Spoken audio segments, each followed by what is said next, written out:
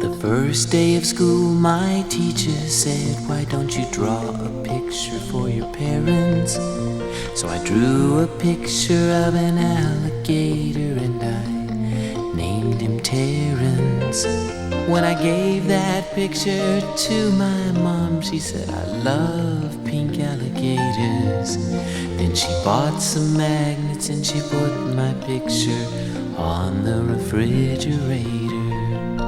And she said she put it there so that everyone would see how much she liked my picture and how proud she is of me. Now when the teacher asks me why a drawing takes so long, I say, 'cause it's a refrigerator picture for my mom.